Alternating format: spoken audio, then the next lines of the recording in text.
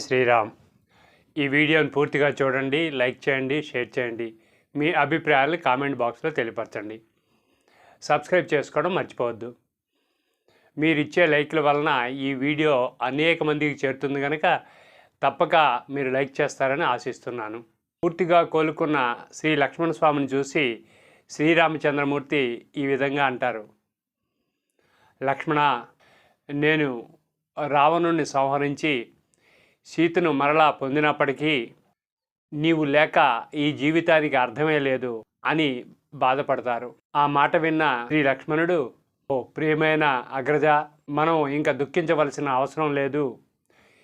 నీ ప్రతిజ్ఞ ప్రకారము రావణాసురుని వధించి విభీషణుడిని లంకాధీశుడిని చేయు అని చెప్పేసి చెప్తారు లక్ష్మణుడు. రథం ధ్వంసమైన కారణంగా రావణాసురుడు తిరిగి లంకకు చేరి ఇంకొక రథాన్ని అధిరోహించి శ్రీరామచంద్రుడిపై యుద్ధానికి ఉత్సుకతతో అనేక బాణాలను వర్షింపజేసుకుంటూ శ్రీరామచంద్రమూర్తి వద్దకు చేరుకుంటారు. శ్రీరామచంద్రమూర్తి కూడా తన ధనుర్బాణాలు అందుకొని అనేకమైన బాణాలను వర్షిస్తూ రావణాసురుడు వేసిన బాణాల్ని ఛిద్రం చేస్తూ ఉంటారు. పైనుంచి చూస్తున్న దేవతలు యుద్ధం ధర్మబద్ధంగా లేదు, రావణాసురుడు రథంపై ఉండి యుద్ధం చేస్తుంటే శ్రీరాముడు నేలపై నిల్చున్నాడు అని చెప్పేసి వారి బాధను వ్యక్తం చేస్తారు. వారి బాధను అర్థం చేసుకున్న దేవేంద్రుడు తన రథసారథైన మాతలని పిలిచి, నీవు నా రథాన్ని తీసుకువెళ్ళి శ్రీరాముని చెంతకు చేర్చని ఆజ్ఞాపిస్తారు మాతలిని దేవేంద్రుడు. 1000 శ్వేతాశ్వాలను పూడ్చి దివ్యమైన స్వర్ణ రథాన్ని తీసుకొని మాతలి శ్రీరామచంద్రుని వద్దకు వస్తాడు. సునే, ఓ ప్రియమైన ప్రభు, ఈ రథాన్ని అధిరోహించవలసిందిగా స్వర్గాధిపతి అయిన దేవేంద్రుడు మిమ్మల్ని అభ్యర్థిస్తున్నారు.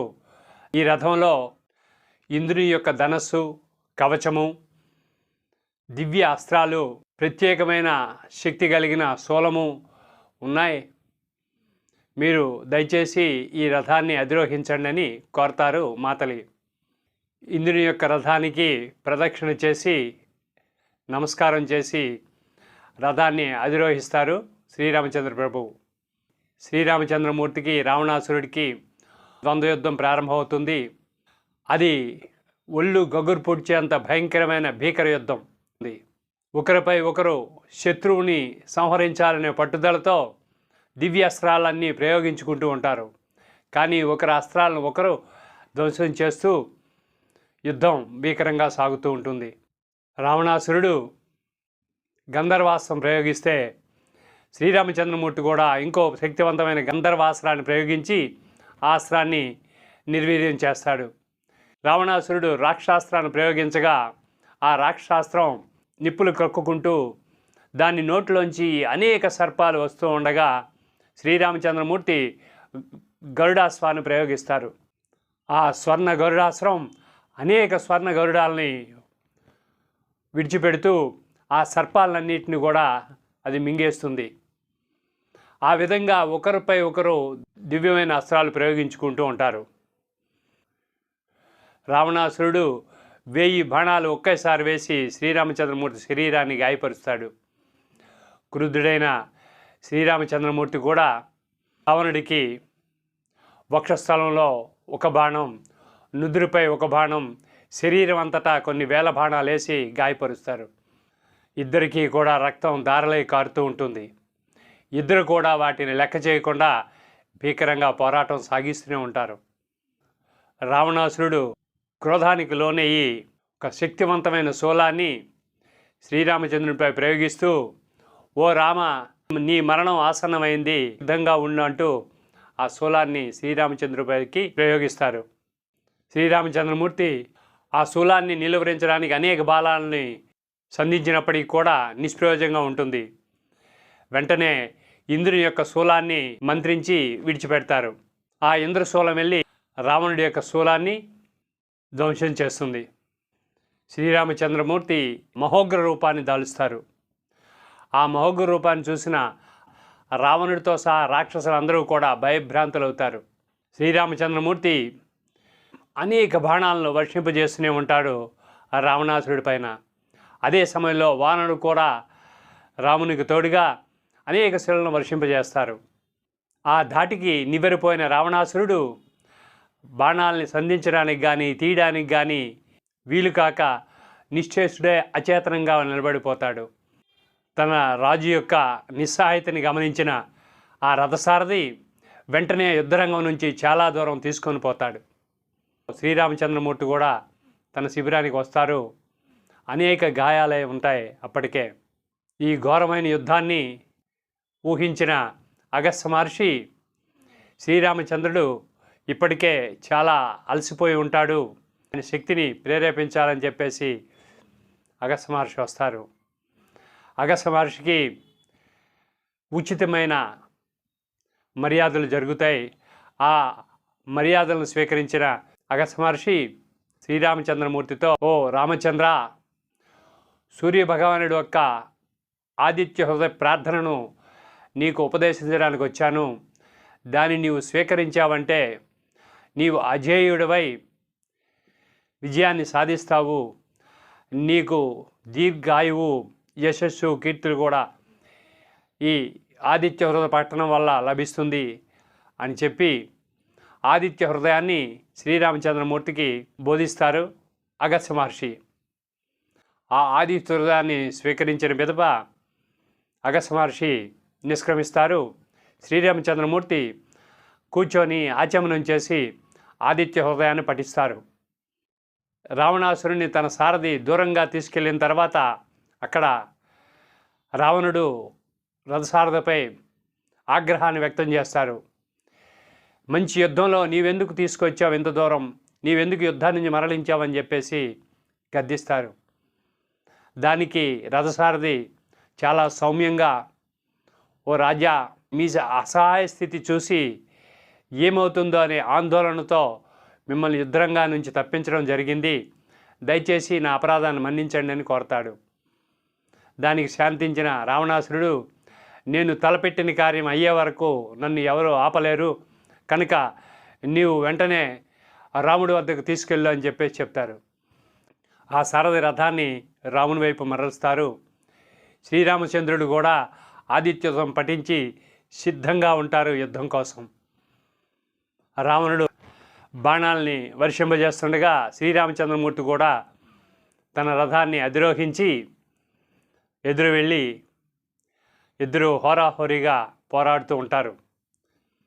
ఒకరికొకరు కొన్ని రాత్రులు పగలు ఏకధాటిగా నిర్విరామంగా బాణాలను అస్త్రాలను ప్రయోగించుకుంటూనే ఉంటారు. ఎవరికెవరు తగ్గకుండా వీరోచితంగా పోరాడుతూనే ఉంటారు. ఇద్దరికీ ఒళ్ళంతా కూడా ఛిద్రమైపోతుంది.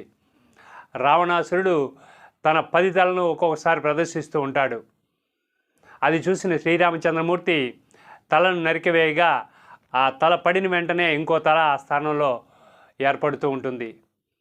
ఆశ్చర్యపోయిన శ్రీరామచంద్రమూర్తి ఈ బాణాలతోనే కరుణ్ణి, దూషణుణ్ణి, మారీచుణ్ణి, వాలిని నిగ్రహించాను, అటువంటి శక్తివంతమైన అస్త్రాలు ఈ రావణుడి పట్ల పనిచేయడం లేదేంటని ఆలోచిస్తారు. అదే సమయంలో మాతలి శ్రీరామచంద్రమూర్తిని ఉద్దేశించి, ఓ ప్రభు, మీ అజరామరమైన శక్తిని, మీ విస్తారమైన శక్తిని మర్చిపోయారా? మీరు కేవలం రక్షణార్థం యుద్ధాన్ని చేస్తున్నట్టుగా ఉంది.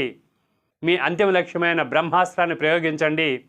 రావణుడికి మరణ సమయం ఆసన్నమైంది, వెంటనే మీరు ప్రయోగించండి అని సలహా ఇస్తాడు మాతలి.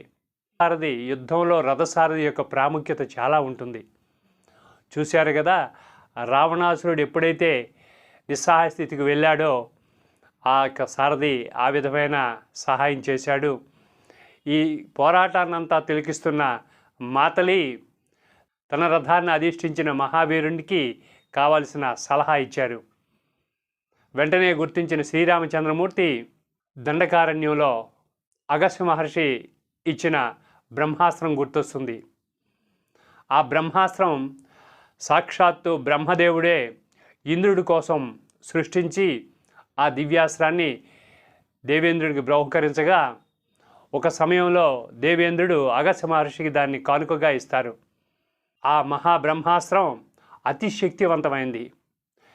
దాని యొక్క శిరస్సు అగ్నిదేవుడు సూర్యదేవుడి యొక్క శక్తితోనూ, దానికి అధిష్టాన దేవత వాయుదేవుడు,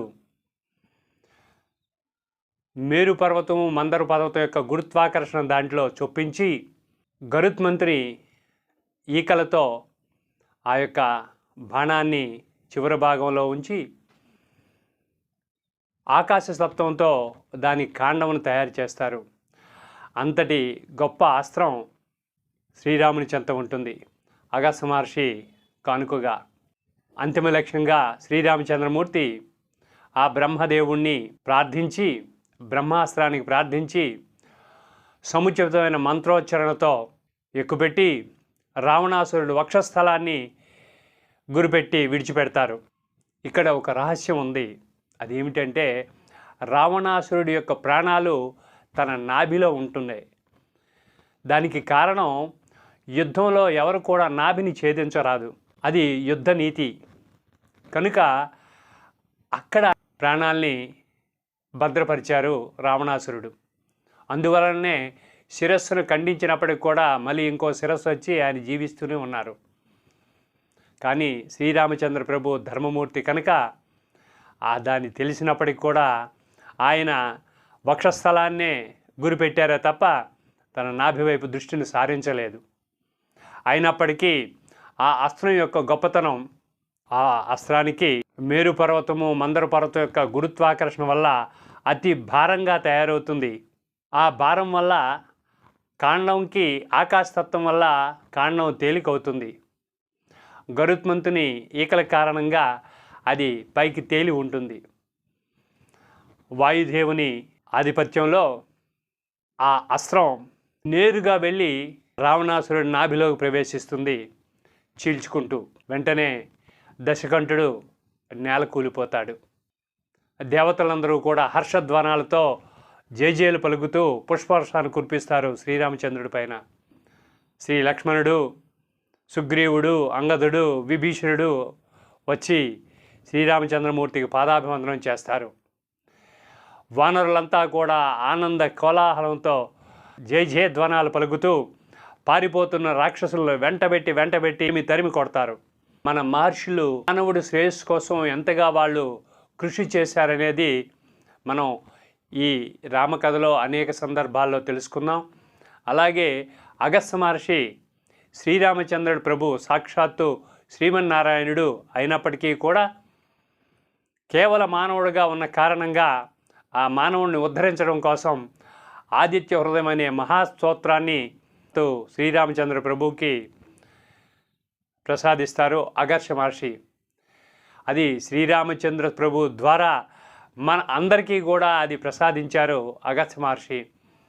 ఆ అగస్త్య మహర్షికి వేల కోట్ల నమస్కారాలు తెలియపరుస్తున్నాను. ఈ ఆదిత్య హృదయం తాలూకా శక్తి ఎంత గొప్పదంటే అది నిత్యము పఠించిన వారికి శరీరం అనారోగ్యానికి లోను కాదు, సర్వత్రా విజయాన్నే చేకూరుతుంది. అతనికి జ్ఞానము, యశస్సు, కీర్తి ఎల్లప్పుడూ ఆయన వెంటే ఉంటాయి. అటువంటి ఆదిత్య హృదయాన్ని ఆ మహర్షి ప్రసాదించాడు శ్రీరామచంద్రుని ద్వారా మనకు. మనం కూడా ఆ ఆదిత్య హృదయం పట్ల పూర్ణ విశ్వాసంతో ప్రతిరోజు పఠించడం చాలా శ్రేయస్కరం. ప్రతిరోజు కుదిరినప్పుడు కనీసం ఒక్క ఆదివారం నాడైనా సూర్యోదయ కాలంలో ఆదిత్య హృదయాన్ని పఠించడం వలన సకల శుభాలు కలుగుతాయని ఆ మహర్షుల యొక్క వ్యాఖ్య. అందరూ సుఖ సంతోషాలతో, ఆయురారోగ్యాలతో, అష్టైశ్వర్యాలతో జీవించాలని ఆ పరమేశ్వరుణ్ణి, ఆ శ్రీరామచంద్ర ప్రభువుని ప్రార్థిస్తూ ఈ కథను ఇంతతో నిలుపు చేస్తున్నాను. జై శ్రీరామచంద్ర ప్రభుకి జై, సీతామాతకు జై, శ్రీ హనుమానికి జై. స్వస్తి.